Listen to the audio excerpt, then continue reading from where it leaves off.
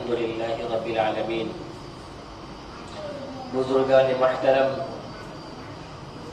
ہمیں اور آپ کو اس بات کا مکمل طور سے یقین کرنا چاہیے دل کے ساتھ کہ اللہ تعالیٰ اس ساری کائنات کا خالق و مالک ہے۔ دنیا کی طاقتیں چاہے پوری ایک ساتھ مل جائیں، پوری دنیا اگر اس بات پہ جمع ہو جائے کہ ہمیں کوئی نقصان پہنچا دے، اور اللہ چاہے کہ نقصان نہ پہنچائے، تو دنیا کی کوئی طاقت کسی کا نقصان نہیں پہنچا سکتی۔ حضرت عبداللہ ابن عباس رضی اللہ عنہ کی حدیث ہے کہ میں نبی پاک صلی اللہ علیہ وسلم کے ساتھ ان کے سواری بھی پیچھے سوار تھا، تو آپ نے فرمایا تھا کہ یا غلام انی اعلمک کلمات احفظ اللہ یحفظک، کہ بیٹے میں تجھے کچھ باتیں بتاتا ہوں، یاد کر لو اس کو۔ وہ بات کیا ہے کہ اللہ کے احکام کی پابندی کرو، اللہ کی مانو، اللہ تمہاری حفاظت کرے گا۔ احفظ اللہ یحفظک، اللہ تمہاری حفاظت کرے گا۔ احفظ اللہ تجدہ تجاہک، اللہ کے حکموں پہ اپنے آپ کو ڈھال دو، اللہ کو اپنے سامنے پاؤ گے، ہر جگہ تمہارے ساتھ اللہ کی مدد تیار رہے گی۔ وَاعْلَمْ أَنَّ الْأُمَّةَ لَوْ اجْتَمَعَتْ عَلَىٰ أَن يَنفَعُوكَ بِشَيْءٍ، اور جان لو کہ اگر پوری امت جمع ہو جائے، تمام لوگ جمع ہو جائے کہ تمہیں کچھ فائدہ پہنچا سکے، تو نہیں پہنچا سکتے ہیں، صرف اتنا جتنا اللہ نے لکھ رکھا ہے کہ تمہیں اتنا فائدہ مل سکے گا۔ اور اگر پوری امت جمع ہو جائے اس بات پہ کہ تمہیں نقصان پہنچا سکے، پوری امت دنیا کے سارے لوگ جمع ہو جائیں کہ تمہیں نقصان پہنچا دے، تو نہیں پہنچا سکتے، صرف اتنا نقصان ہو سکتا ہے جتنا اللہ نے تمہارے قسمت میں لکھ رکھا ہے۔ اور فرمایا رفعت الاقلام وجفت الصحف، قلم اٹھا لیے گئے اور صحیفہ خشک ہو گیا، یعنی اللہ تعالیٰ تقدیر لکھ کے فارغ ہو چکا ہے، اللہ قسمت لکھ کے فارغ ہو چکا ہے۔ دنیا کی کوئی طاقت اس تقدیر میں، اس قسمت میں کوئی چینجنگ نہیں کر سکتی۔ انسان کے پیدا ہونے سے پہلے ہی، جب انسان ماں کے پیٹ میں ہی ہوتا ہے، اللہ تعالیٰ یہ سب چیزیں لکھ دیتا ہے۔ فرشتہ ہوتا ہے، وہ تعین ہوتا ہے، انسان کی زندگی کتنے دنوں کی ہے یہ لکھ دیا جاتا ہے، اس کی شادی کس سے ہوگی یہ بھی لکھ دیا جاتا ہے، اور اسے دنیا میں رزق کتنا ملے گا، رزق کتنا ملے گا، روپے پیسے کتنے ملیں گے، یہ تو سب ماں کے پیٹ ہی میں لکھ دیا گیا تھا۔ ابھی تو خون کا لطفہ ہوتا ہے گوشت کا، اسی ٹائم ماں کے پیٹ میں سب کچھ لکھ دیا جاتا ہے۔ تو حالات چاہے جتنے خراب ہو جائے، اگر کوئی شخص تلوار لے کے سامنے کھڑا ہو، بندوق لے کے کھڑا ہو، AK-47 لے کے کھڑا ہو مارنے کے لیے، پھر بھی ڈرنا نہیں ہے۔ ڈرنا رب کائنات سے ہے، ڈرنا اللہ تعالیٰ سے ہے کہ جس دن ہماری موت آئے گی اسی دن مریں گے، ایک لمحہ ہم پہلے نہیں مر سکتے ہیں۔ اور جب موت آ گئی تو دنیا کی بڑی بڑی طاقت جمع ہو جائے، بڑے بڑے ہاسپٹل والے جمع ہو جائے، مجھے نہیں بچا سکتے۔ بڑے بڑے سیکورٹی گارڈ، Z+ سیکورٹی والے بھی مجھے نہیں بچا سکتے اگر میری موت لکھی ہوئی ہے۔ تو یہ یقین بنا لیجئے، یہ یقین اللہ کے ساتھ جما لیجئے کہ اللہ کی طاقت کل بھی تھی اور آج بھی اور ہمیشہ رہے گی۔ حکومتیں آتی جاتی رہتی، دنیا پہ ایک نگاہ ڈال لیجئے، پوری دنیا پہ نگاہ ڈال لیجئے، کتنے حالات بدلتے رہتے ہیں۔ کل کوئی اور تھا حکمراں، اس سے پہلے کوئی اور تھا، اس کے بعد کوئی اور ہوگا، بڑی بڑی حکومتوں کے مالک آئے اور چلے گئے۔ ہمیں اللہ کی طاقت کا یقین کرنا ہے۔ اللہ مہلت دیتا ہے، ظلم کرنے والوں کو ڈھیل دیتا ہے، پھر جب اللہ اپنی رسی کو کھینچتا ہے تو ان کا انجام اتنا برا ہوتا ہے کہ ان کا نام لینے والا بھی کوئی نہیں رہتا ہے۔ کبھی ڈرنے کی ضرورت نہیں ہے، اللہ کی طاقت بہت بڑی ہے۔ اللہ کے سامنے رویا جائے، اللہ کے سامنے گڑ گڑایا جائے، اللہ کے سامنے گریہ زاری کیا جائے۔ ارے اللہ تو وہ کریم رب ہے جس نے فرعون جیسے ظالم بادشاہ کو، جس نے خدائی کا دعویٰ کیا تھا، جس نے انا ربکم الاعلی کہا تھا کہ میں تمہارا سب سے بڑا خدا ہوں، اللہ نے اس کی بھی دعا قبول کیا تھا۔ اب آپ کہیں گے فرعون کی کون سی دعا قبول ہو گئی؟ ہوا یہ تھا کہ دریائے نیل سوکھنے لگا، بارش بھی رک گئی، لوگ پریشان ہو گئے، تو لوگ اس کے ماننے والے فرعون کے پاس آئے کہ میں تو آپ ہی کو رب مانتا ہوں، ہم تو آپ ہی کو اپنا خدا مانتے ہیں، آپ کچھ کرے تھا کہ یہ دریا جاری ہو جائے۔ اس نے کہا ٹھیک ہے، دریا کل جاری ہو جائے گا۔ اس نے بھی بڑے اعتماد کے ساتھ، بڑے کانفیڈنس کے ساتھ کہا کہ دریا کل جاری ہو جائے گا۔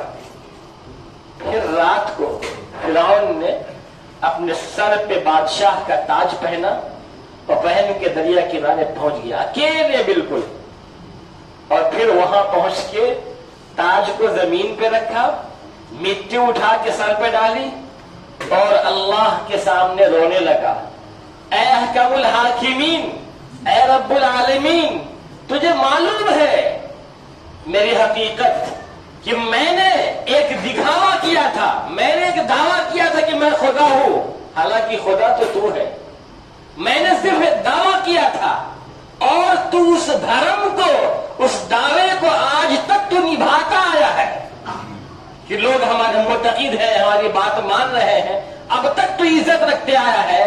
اب میں نے بارش کا وعدہ کر رکھا ہے، میں نے دریا کے چلنے کا وعدہ کر رکھا ہے، تو دریا کو چلا دے، یہ بھرم بھی میرا رہ جائے، یہ وعدہ بھی پورا ہو جائے، لوگوں کے اندر یقین برقرار رہے۔ اس نے رو کر کے گریہ زاری کے ساتھ اللہ سے جب مانگا، ابھی تھوڑی دیر ہوئی تھی کہ دریا کے سنسناہٹ کی آواز آئی، دریا کے چلنے کی آواز آئی اور دریا جاری ہو گیا۔ فرعون چلا آیا اور دریا پھر معمول کے مطابق چلنے لگا۔ صاحب روح المعانی نے لکھا ہے تو اللہ تعالی وہ خدا ہے جس نے اس کی بھی دعا قبول کیا جس نے دشمنی کیا اس سے، جس نے خدائی کا دعویٰ کیا اس کی بھی بات کو مانا۔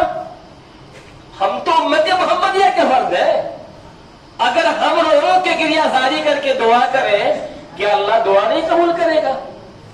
ضرور کرے گا، دعا ضرور قبول ہوگی، تھوڑا وقت لگ سکتا ہے، تھوڑا ٹائم لگ سکتا ہے، دعا کی تو وہ طاقت ہے، حدیث پاک میں آتا ہے کہ تقدیر بدل جاتی ہے، تقدیر میں لکھا ہوا کہ دعا مانو تو یہ ہو جائے گا، تو دعا مان کے کبھی اکتانا نہیں ہے، اللہ سے یقین کے ساتھ، پوری امید کے ساتھ دعا مانگنا ہے۔ یہ بھی لکھا ہوا ہے کہ فرعون کے پاس جبرائیل امین نے ایک بار انسانی شکل میں آئے تھے، انسانی شکل میں آئے اور اس سے یہ پوچھا تھا کہ اگر کوئی غلام اپنے آقا کے خلاف کام کرے، ایک شخص کو اس کے آقا نے پال پوس کے بڑا کیا، اس کے مالک نے پال پوس کے بڑا کیا، وہ غلام جب بڑا ہو گیا اب وہ اپنے آقا کو ہی آنکھ دکھا رہا ہے، اپنے مالک کو، اپنے بادشاہ کو ہی آنکھ دکھا رہا ہے، تو اس کی سزا کیا ہونی چاہیے؟ تو فرعون نے حضرت جبرائیل سے کہا، بلکہ لکھ کے دیا کہ اس کی سزا یہ ہے کہ اسے دریا میں ڈبو دیا جائے۔ جبرائیل نے وہ تحریر لے لیا، اور جب فرعون کا ظلم حد سے بڑھ گیا، پھر جب رب کائنات نے فرعون کو ڈبو دیا، تو جب وہ ڈوبنے والا تھا تو حضرت جبرائیل وہی تحریر لے کے کھڑے ہوئے تھے کہ دیکھ فرعون تو نے اپنے ہاتھوں سے کیا لکھا تھا کہ جو اپنے مالک کی، جو اپنے بادشاہ کی، جو اپنے حاکم کی بات نہ مانے اس کو دریا میں ڈبو دیا جائے۔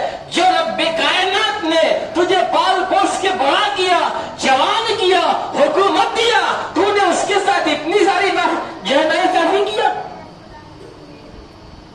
رب کائنات نے اتنا تمہارے ساتھ احسان کیا اور تو نے خدائی کا دعویٰ کر دیا، تو کی مخلوق پہ ظلم کیا، اس کا انجام کیا ہوا؟ فرعون ڈوب گیا، تباہ و برباد ہو گیا۔ معلوم ہے کون فرعون؟ جس نے 400 سال تک حکومت کیا تھا۔ 400 سال تک، ان 400 سالوں میں کبھی بیمار نہیں ہوا تھا، کبھی سر میں درد تک سے نہیں ہوا تھا، اکڑ گیا۔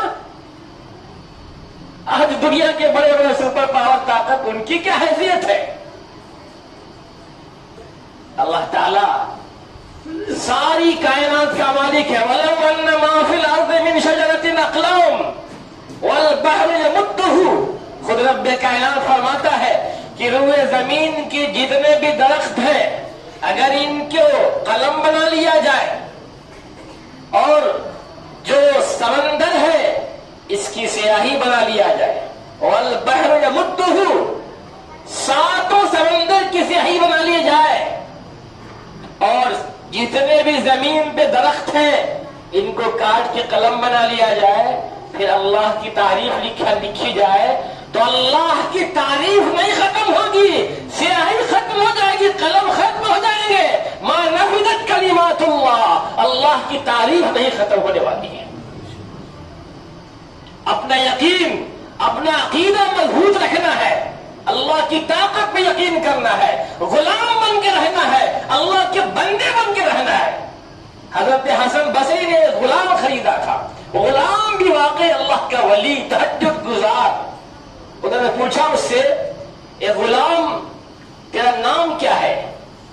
اس نے کہا کہ حضرت غلاموں کا کوئی نام نہیں ہوتا ہے، آقا جس نام سے پکار دے وہی اس کا نام ہے۔